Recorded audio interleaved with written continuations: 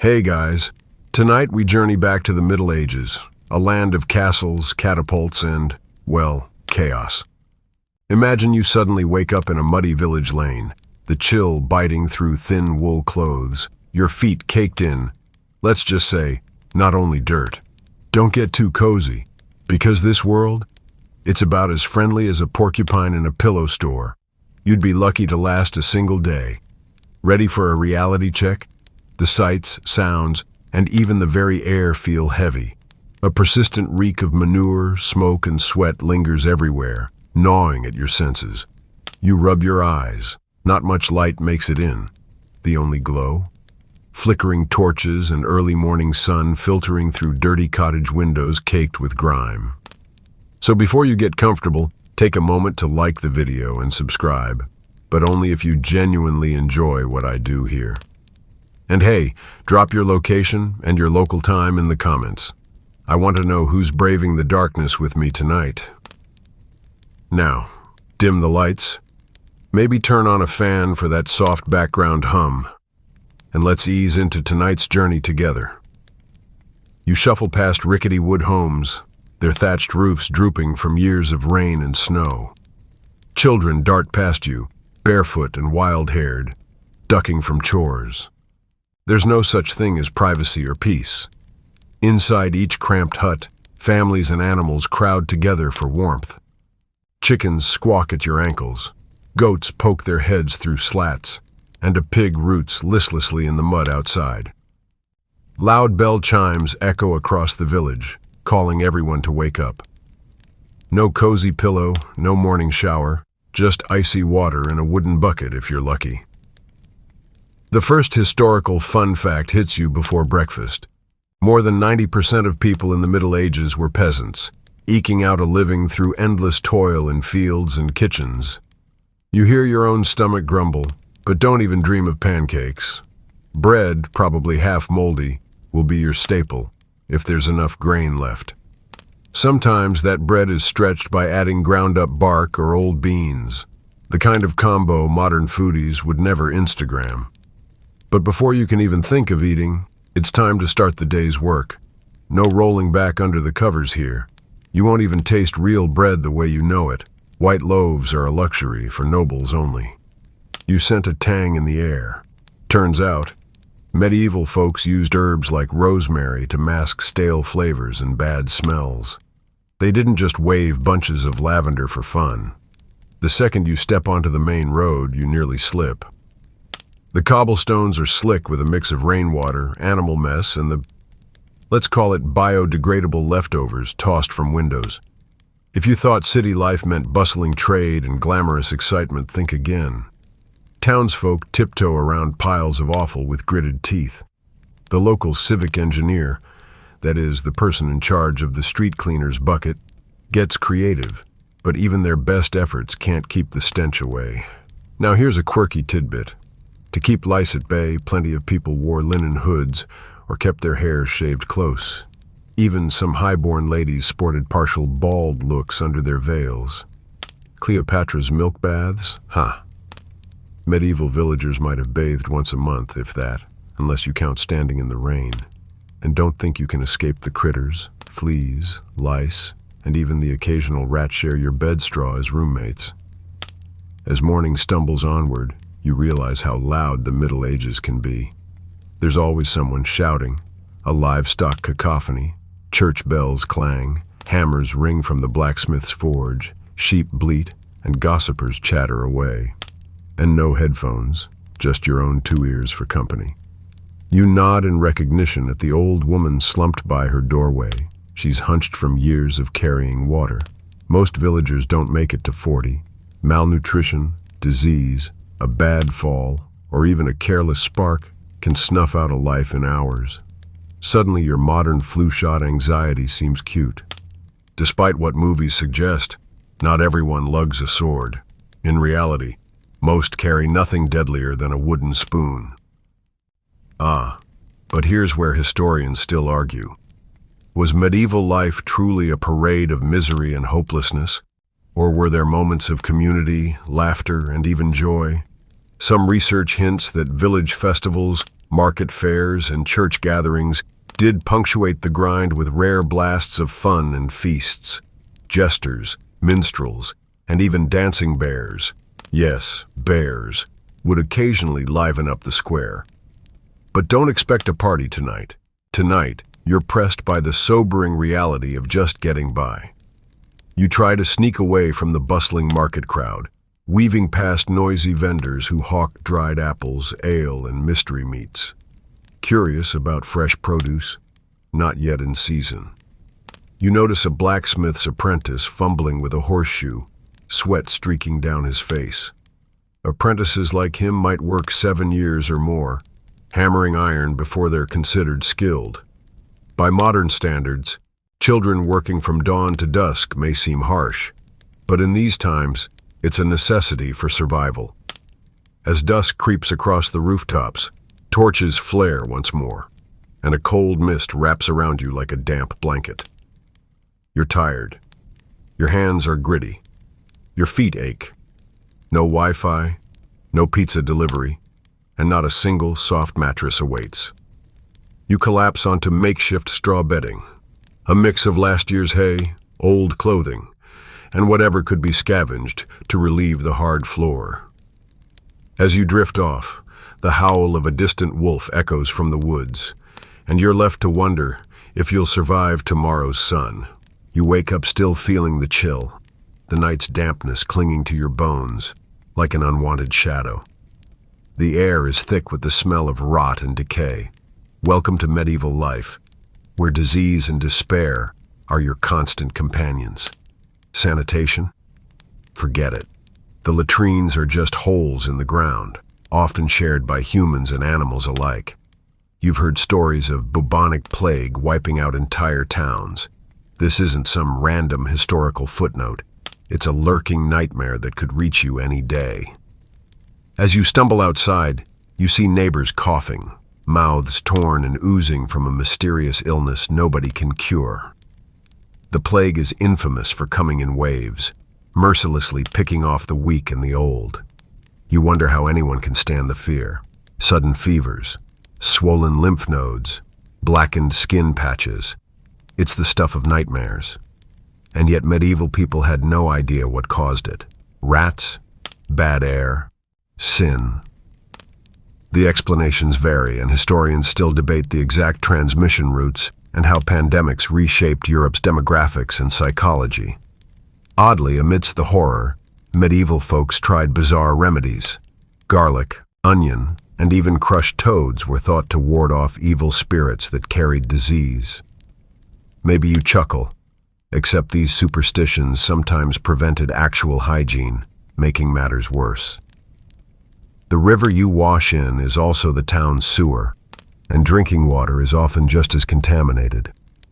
Worse still, if you fall sick, doctors rely on bloodletting and leeches, painful and often deadly rather than healing. Hospitals really mean places for isolation, not care. Some monasteries serve as safe havens, where monks chant and pray for the sick, but the death toll remains high. You see children coughing in the street, small and frail, their faces a painful reminder of how many never make it past childhood. Life expectancy might be painfully low, but people carry on, marrying young and having many children to replace losses. Disease isn't the only threat. Fleas, lice, and ticks are daily pests, spreading misery and infection. You scratch uncontrollably, yearning for a clean shower that won't come. That odd medieval death shroud hangs heavily on everyone's shoulders. Yet life goes on, ceremonies continue, markets bustle, and stories circulate about plague doctors with their eerie beaked masks. Quirky fact, those masks weren't just spooky. The beak held aromatic herbs to filter the miasma, whatever that means. At day's end, you realize the fight to stay alive here isn't just physical, it's mostly mental, clinging to rituals, feasts, and community moments that provide a fragile sense of hope. You step out into the clang and clatter of village life, where violence drips as heavily as the rain from the crooked eaves. In this brutal world, warfare is a constant shadow hanging over you. The clashes between feudal lords aren't some distant heroic tales. They're bloody, raw, and often senseless. You dodge through the streets, avoiding carts laden with wounded soldiers bearing crude arrow wounds or swollen bruises. Knights clad in heavy armor thunder past on horses, their swords and axes keen for the next battle. Many fights erupt not for glory, but over piddling disputes, land boundaries, unpaid taxes, or even personal grudges. You remember the chaotic cries from last winter's skirmish, when the clash of steel echoed across the snowy fields. The feudal system locks men into endless cycles of loyalty and servitude, sending them to fight not for themselves, but for a lord who might not even remember their name. It's a hard truth. You're a pawn in political games where survival often depends on brute strength or luck. Night raids, ambushes, and bloody melees are routine. And don't even think about trying to be a hero. Most fights last minutes, ending in death or maiming. A quirky tidbit. Medieval warriors sometimes wore animal pelts to intimidate enemies. Imagine a soldier charging in with a bear's head draped over his helm. Brutal showmanship aside, weapon technology varies wildly, from swords to flails, maces to crossbows, and each has gruesome effects. You're left pondering the chilling, brutal efficiency of these tools of war. Historians still argue whether constant warfare slowed societal progress or forged new innovations in strategy and technology. But right now, you're not interested in debates. You're ducking behind barrels, heart pounding, trying to stay out of harm's way. The law is no friend either. Battlefields sometimes bleed into the streets as feuds turn into public brawls that escalate quickly. If caught, the punishment can be as harsh as the wounds, fines, floggings, or even death. By nightfall, your knuckles ache from clutching a wooden practice sword. Nobody hands out medals for bravery, only scars to remember the day by. You realize that survival in this harsh environment means mastering fear and learning to navigate an endless maze of dangers. Cold morning mist coils around your ankles as you drag yourself from another restless night. The thin blanket barely staved off the shivers. Your breath hangs in little clouds as you roll over, stiff and sore from an uneven pile of straw. Welcome to the harsh realities of medieval living. The idea of comfort, as you know it, has yet to be invented. The bed is a sagging mat if you're lucky, otherwise just some dried leaves and old rags. Every muscle complains as you stand, and you instinctively stomp your feet, remembering that shoes are a luxury here. Most common folk walk the muddy byways barefoot year-round. You shudder, feeling the bite of the season. Medieval winters are long, brutal, and merciless. No cozy central heating, no hot chocolate by a radiator, just huddling together with family and animals, breathlessly praying the chill won't freeze your toes off by dawn. Many sleep under a single battered blanket. If you're a peasant, the draft seeps through cracks in wattle and daub walls, gnawing at your bones. Even nobles, with stone keeps and thick tapestries, toss and turn to escape hungry gusts, whistling through barred windows. Food is hardly a consolation. Breakfast, if it exists, is usually yesterday's bread, now stiff as old wood, or a bowl of watery porridge. Sometimes you scrounge for wild greens or roots, boiled until they're tasteless mush. No sugar, no spices. Those are costly imports for the upper crust. When meat shows up, it's only because an unfortunate hen got too old to lay, or, if you're daring, some small critter caught in a snare. Most days, hunger gnaws at your insides, and you long for the next desperately meager meal. Through it all, hygiene remains a recurring punchline. Water to bathe is often too precious to waste, especially during deep winter. If you scrub your hands and face, it's a quick splash from a chilled barrel in the yard, the kind of shock that wakes you up faster than coffee. Clothes rarely get washed. Instead, you simply try not to think about the grime. For lice, you, like most, rely on constant scratching and a prayer. The air inside is heavy with the stench of sweat, smoke, dirt, and animals. Remember that quirky bit about using herbs to mask household odors? Today, you tuck a wilted sprig of rosemary in your collar for a fleeting whiff of relief. Kings and nobles have ornate pomanders, little amulet balls filled with aromatic compounds, but you make do with garden leftovers. It's a life of repetition, fetching water from the communal well, trudging back and forth with heavy buckets that slosh and strain aching arms. Everything is laborious. The hearth must be stoked and kept alive. If the fire dies, lighting it again means coaxing cold stones with flint, which sometimes takes hours. Historians still argue whether medieval people were so accustomed to hardship that they accepted it as normal, or whether they resented every hardship with quiet fury. Some stories hint at hidden rebellions, rumors of peasant uprisings over taxes or hunger. But for most, daily struggle leaves little energy for revolt. Survival is the sole ambition. And yet, as you gaze across your sodden yard, you spot a neighbor climbing atop their thatched roof, patching leaks with handfuls of straw. Roofs in these times are living things, teeming with bugs and sprouting green moss after summer rains. If one collapses in a storm, you could be homeless overnight. Others cluster around smoky hearths, stitching worn, homespun fabrics, hoping to patch an extra layer against the wind. Family bonds are stitched through shared adversity. Everyone pitches in, regardless of age. It's a team effort or nothing. Crunchy fact for the day. Some homes insulated their walls and windows with dried dung. Anything for an extra barrier against the cold, even if it meant welcoming other, persistent odors.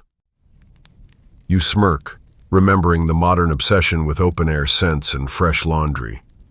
In this timeline, everything is tinged with earthiness, and nobody bothers to pretend otherwise. Outdoors, work is unending, chopping frozen wood, turning stiff garden soil, watching as a neighbor hacks icy sheaths off the well's surface at sunrise. Hands crack and bleed, the skin gnarled long before middle age. Gloves? Forget it. They're rare and reserved for skilled trades. You borrow a tip from local wisdom and rub tallow into your cracked hands. It works, kind of, if you don't mind smelling like old candles or a roast pig. Then comes the scramble to gather food. You trudge into ragged fields. Any patch of green is precious. The old woman down the lane shows you how to find hidden wild turnips beneath the frost, scraping at stubborn earth with a stick. Sometimes, entire families set traps for rabbits, trading with neighbors to supplement diets. But bad weather or crop blights can spell disaster. At the village edge, the baker's smoke rises thinly. Grain is ground at the communal mill if you're willing to wait in line. As evening presses on, you queue up, clutching a handful of chaff to trade for a few handfuls of flour. There's no guarantee the miller won't skimp. You eye your precious bundle, praying it will be enough to feed the family. Inside, smoke from the hearth drifts up into a thatched attic space, as there are no chimneys. Just holes letting the worst out and the cold in. Everything blackens over time. Walls, ceiling, your clothing, your lungs. You cough, feeling the aftertaste of burnt peat and wood in your mouth. It's not all doom and gloom, though. You catch children chasing each other with shrieks of laughter, lips stained purple after nibbling on brambleberries. Sometimes, hardship unites. If someone's roof caves, neighbors gather, patch, and share. After all, what else can you do but work together? A brief village gathering in the common square, complete with an off-tune lute and a barrel of weak ale, is the closest thing to relief. Still, you realize, tucked into your ragged bed at night, that this existence is not about thriving. It's simply about making it through one more harsh day. A gray dawn slides through the battered shutters, and you wake to the distant thud of hooves and the echo of marching feet. Justice in this era isn't blind, it's raw, public, and terrifying. Step outside and you're likely to stumble into the middle of a crowd gathered at the square. Today, the bailiff announces, a thief will face his punishment. There's a chill in everyone's spine. The whole village turns up, children wide-eyed, elders stern, nobody quite daring to turn away. Here, fear binds the community. Forget about trials as you know them. Guilt is often proven by ordeal. Maybe the accused plunges a hand into boiling water or is bound and tossed into the river. Survive unscathed. Innocent. By some miracle, perhaps. Most aren't so lucky. The audience hushes as the sentence is delivered. Stocks, a cruelly simple device, await. Wooden boards clamp dirty ankles and wrists so tight, your legs throb after minutes. For hours, or even days, you're at the mercy of every mocking passerby, rotten vegetable in hand. Some are less fortunate. The chopping block, gallows, or even worse, the wheel, promises grisly ends. Bones breaking in front of a silent crowd weak with dread. Punishments hang like a morbid theater. You notice how each act of cruelty teaches others a simple lesson. Don't get caught. For certain crimes, hands get branded, ears sliced. Thieves or poachers sometimes have fingers amputated. It's a world where a single misstep is repaid tenfold. Even rumors of witchcraft can doom a life. You spot a trembling woman being questioned for summoning storms. Hysteria is infectious, and historians still debate whether accusations were more about controlling chaos or simply purging those who didn't fit in.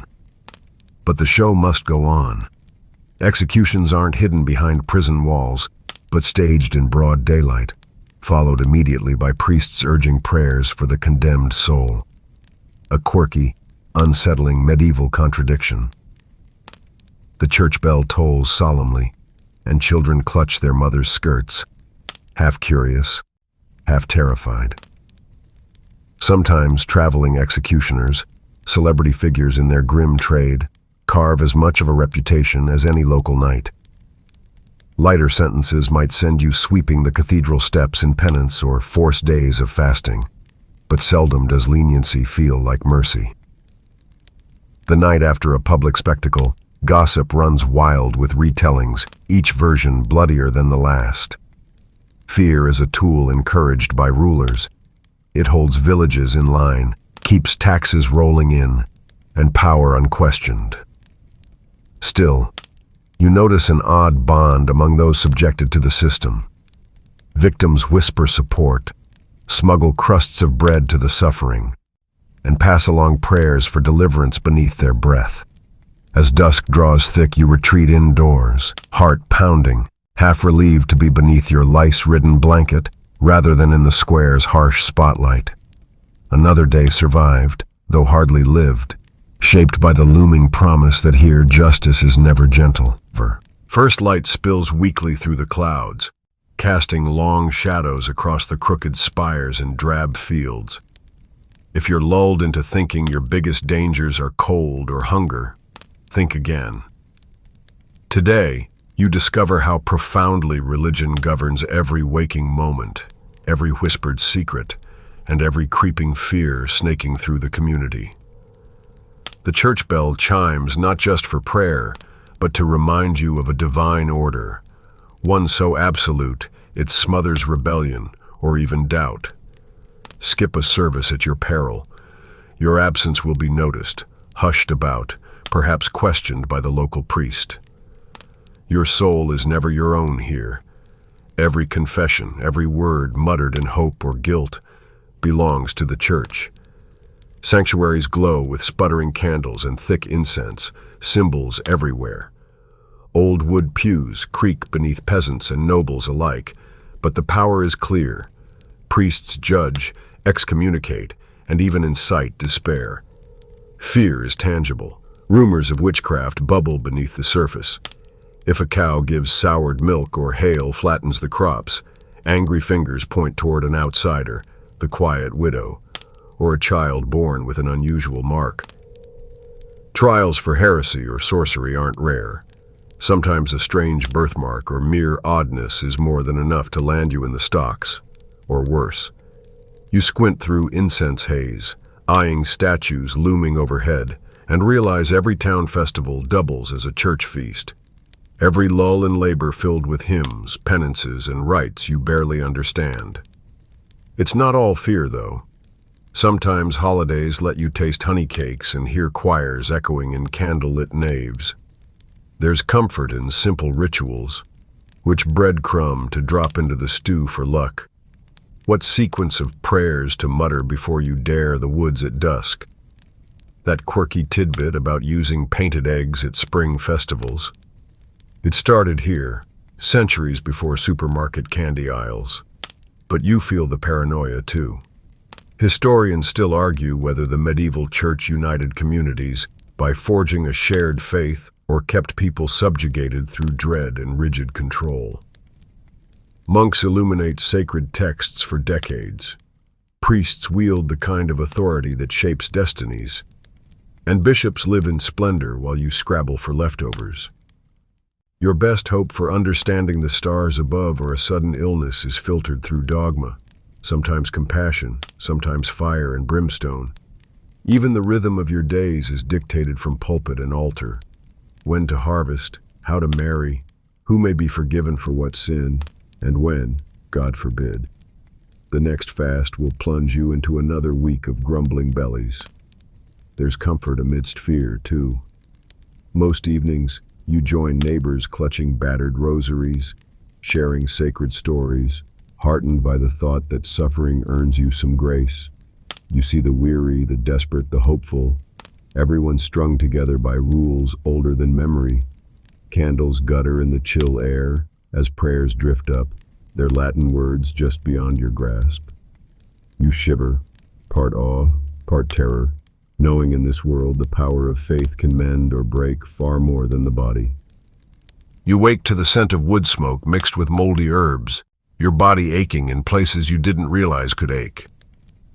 Last night's prayers haven't spared you from the cough racking your chest or the queasy lurch in your stomach. In the Middle Ages, medicine is as much mythology as science, an uneasy dance of hope, guesswork, and outright make-believe. You search for help, but the local healer is more likely an herbalist, a barber surgeon, or perhaps a traveling quack with a sack full of dubious cures. The line between doctor and charlatan blurs quickly. Want relief for your fever? Prepare for a prescription of leeches clinging to your limbs, or perhaps an enema of ale and herbs. Refreshing, in the least literal sense. The four humors, blood, phlegm, yellow bile, and black bile, are the sacred map to your health, and every malady is an imbalance doctors desperately attempt to fix. If you're bold enough to ask for medicine, the list of remedies might leave you wishing you hadn't. Ground unicorn horn for poison. Spoiler, it's just narwhal tusk. Moss scraped from skulls for nosebleeds, or perhaps a poultice of spider webs and bacon. Even simple wounds fester, with no antiseptics and precious few clean bandages. Death from a scratch or toothache is common. In many towns, physicians won't touch certain ailments. Too risky, too contagious, or simply too mysterious. Barber surgeons double as dentists, bloodletters, and, should the need arise, the town's best bet for an amputation, performed without anesthesia. Imagine the scene. You, gripping a rag between your teeth while someone hacks away, a crowd murmuring prayers and crossing themselves. There's pride in surviving a procedure at all. A quirky tidbit. The iconic barber's pole. Its red and white swirl comes from blood-soaked bandages that signaled medical services were available for a price you might not want to pay. Herbal remedies passed down through centuries are as common as bread. Your grandmother's advice might call for sage tea or marigold salves, but sometimes these cures are more threat than help. Pop culture's favorite potions, wormwood wine for fever, dried toad for epilepsy, actually see use here. Whether from desperation or conviction, every ailment has its own odd ritual. Historians still argue whether some of these medieval treatments had placebo effects or were merely sustained by generations of hope and superstition. Monasteries stand as beacons of relative enlightenment. Monks and nuns in their quiet, book-lined infirmaries preserve and occasionally improve on ancient Greek and Roman ideas. But even here, isolation trumps intervention. The sick are cordoned off, and prayer outweighs all but the simplest care. Remedies are mixed with equal parts faith and wild guesswork. You hear whispered tales of hospitals run by holy orders, where the cleanest bed and best soup are as revolutionary as penicillin. Most folk never see a true doctor, if one even exists nearby. Charlatans peddle bottled miracles in market stalls, promising beauty, vitality, and wild cures. You smirk, remembering that some treatments are still debated today. Did willow bark really help with pain, or just taste so bad you forgot everything but the flavor? Night creeps in, candles stubby and flickering, and you wrap yourself in a scratchy blanket. If illness wins tonight, your best hope is not leeches or incantations. It's the simple comfort of rest, hope, and maybe a tale or two told by the hearth. You muse on the strangeness of a world where science and story live as equals, and another day survives on equal parts luck and stubbornness. The sun scrapes above the horizon, but you feel as though you've never left work behind, not even in your sleep. In the Middle Ages, the concept of free time is laughable. Each dawn is an alarm bell for relentless labor. You drag yourself outside, joints aching, hands raw, and join the sea of weary faces moving with single-minded purpose. Fields must be plowed, livestock tended, firewood chopped, all before you've tasted your morning's crust of bread. You share a plot of land, often no bigger than a patchwork quilt, with your family. Every inch is precious and overcrowded, sown with rye or barley, maybe a stringy row of onions if you're lucky. The earth is stubborn, the tools are basic, a wooden plow, a dented hoe, perhaps a borrowed scythe. You bend, sweat, and blister in weather that ignores your suffering, shivering in mist or sweltering in midsummer heat. Children work as soon as their legs are steady, herding geese, gathering firewood, picking rocks and weeds from the soil. Laughter is rare. You measure years by floods, bad harvests, hungry winters. Still, you notice the unbreakable bonds of those around you, a fierce shared determination to make it through, one furrow at a time. Meals are a reflection of fortune. Some days there's enough for a thin pottage, a stew of greens, beans, whatever scrap of meat might fall from the Lord's table. Often the family's oldest women rise first to scavenge wild herbs or fill buckets from the well, their backs bent but their eyes sharp. You learn the rhythm of famine and feast. At best, a turnip or rabbit finds its way into the pot.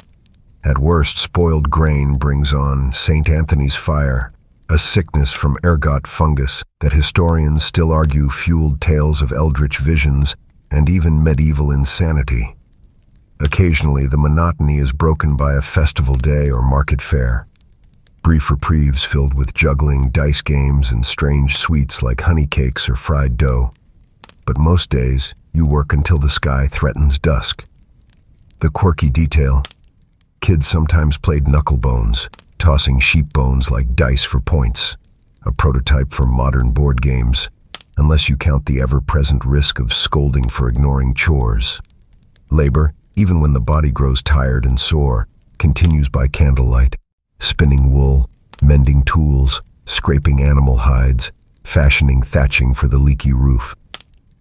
Every hour spent idly is time lost, a possible gap in survival's thin margin.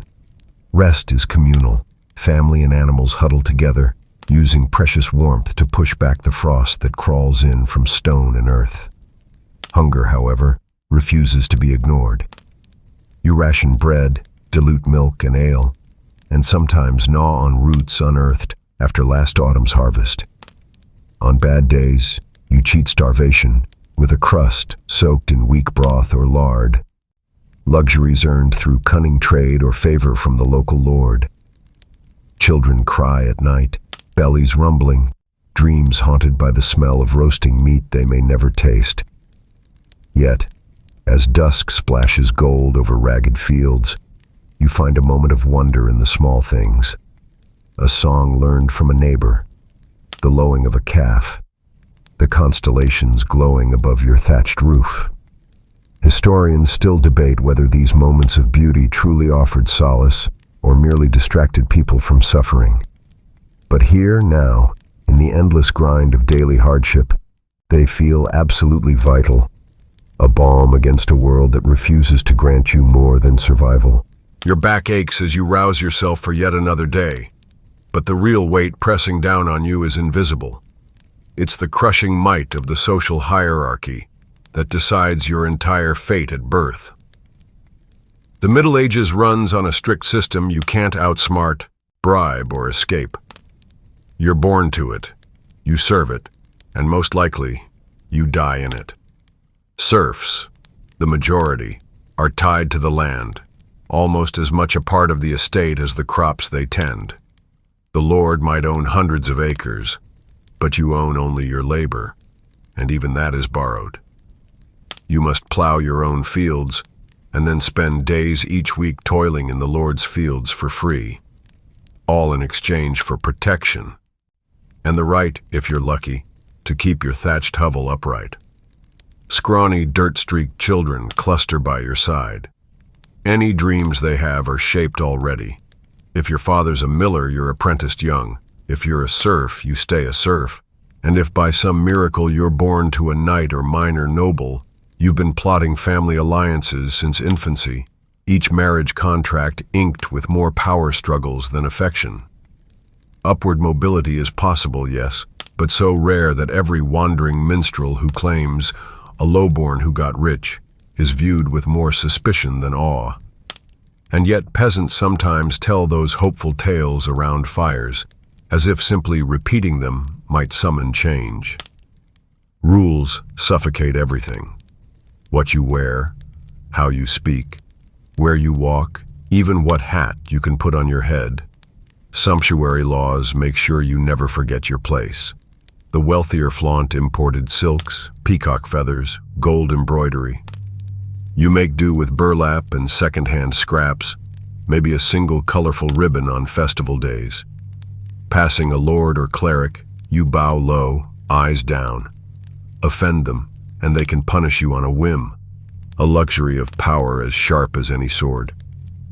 Yet communities band together in subtle rebellions. Some serfs quietly barter their labor to neighboring villages for a bit of extra bread, or sneak away to illicit markets, always at risk of being caught. You hear whispered jokes about the local reeve, clever farmers who outfox the Lord's steward, and even the odd tale of an outlaw hiding in the nearby woods. Historians still argue whether the absolute rigidity of the system actually bred more resilience or simply stifled innovation for generations. But the most biting truth appears at dusk as you trudge wearily home. A local fair is lit by torchlight, yet the good seats are cordoned off for the landowners. You hover at the back, fingers sticky with envy and resignation. Even the church, promising spiritual equality, mirrors the earthly hierarchy. Nobles kneel on plush cushions, peasants cluster by the door. A quirky tidbit. Sometimes, serfs would pretend to be nobles during distant festivals, donning disguises and feasting before being inevitably exposed by some telltale accent or missing ring. Sometimes hope flickers, rebellions rise, a brave soul slips away to a city, or, in rare cases, a laborer buys their freedom, clutching papers that officially untie them from the land. But those stories are as rare as shooting stars, to be wished on but never expected. Tonight, as the stars prick the sky, you wrap yourself tight in a scratchy blanket, lulled only by the simple comfort of belonging, however humble, when the rest of the world is set up to remind you of everything you cannot have. Exhaustion clings to you like a second skin. Dawn comes not with promise, but with dread. By now, you've survived plagues, famines, freezing nights, the gnaw of endless toil, the gut churn of fear when justice hunts the unlucky, and the chill shadow of power you will never touch. Today you come to understand. It's not one grand danger, but the relentless flood of little ones. Each day a gauntlet with no finish line. You rise stiffly, already hungry. The air tastes smoky as always, and you blink away the memory of dreams, if there were any. The castle's silhouette looms over your world, a statement of power, not safety. Most will never glimpse its halls except as workers, petitioners, or accused. Town gates close at dusk for a reason. Highwaymen, wolves, or worse haunt roads at night. Even inside, threats linger. Poorly built homes collapse in storms. Fires break out with no warning and no way to contain them. A single spark could snatch away what little your family owns, and all you can do is pray and bucket brigade it away. Each tiny cut risks infection, each stranger a possible foe. News passes not as printed word, but as rumor on wandering tongues. A border raid, a famine, some distant king's whim. Your life is weighed against the fickle wheel of fortune. One bad harvest leaves you at the mercy of the parish, the Lord's charity, or failing that, the edge of the forest, gleaning tubers and chewable roots with numb fingers. You bargain for every crumb, haggling with neighbors as rain spatters the thatched roofs overhead. Sometimes your senses play tricks. Is that an early frost? Are those church bells a warning or a call to prayer? The weather, never predictable, can make or break the village. A quirky bit of medieval wisdom. To predict coming weather, people sometimes observed cows. If they lay down, rain might be on the way. Does it work? Historians still argue whether folk almanacs possessed genuine insight or simply soothed anxious hearts by giving an illusion of control. But the deepest challenge is simply the endlessness, the fact that suffering is the rule, with comfort a rare exception. Every fear, from hunger to punishment to disease, stalks you with an intimacy today's world struggles to imagine. You try not to envy the handful of nobles gliding past, fragrant with imported oils, boots never muddy. You watch as they hunt for sport while you hunt for survival. The rare joys are all the dearer. The taste of a roast on a festival day, the warmth of a neighbor's laugh, a fleeting sense of hope when spring brings fresh shoots. Some say these moments made medieval people tougher, kinder to each other, more attuned to their small pleasures. But even the hardiest sometimes crack, snap under burdens that never lift, disappear into the woods, or simply give up hope. Historians debate if the Middle Ages bred resilience or simply demanded unending submission. Tonight, as the wind howls at your window and you huddle beneath the thin blanket, you get why most modern souls, even the toughest, likely wouldn't last a single sun up to sundown in this world. Your comfort, safety, even boredom are unimaginable luxuries here. If you make it to morning, you'll count yourself lucky. Word count 1107. 300 word wind down. Let your breath slip out in a long, slow sigh, feeling the weight of this medieval world gently lifting with each exhale. The fires of the day now fade, embers glowing softer, and your mind begins to unspool the tangled threads of hardship and fear.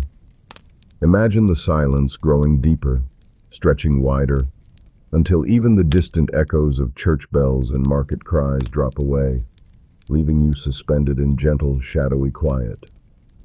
The walls of your drafty cottage dissolve. The chill softens, replaced by something almost velvety, warm, and kind.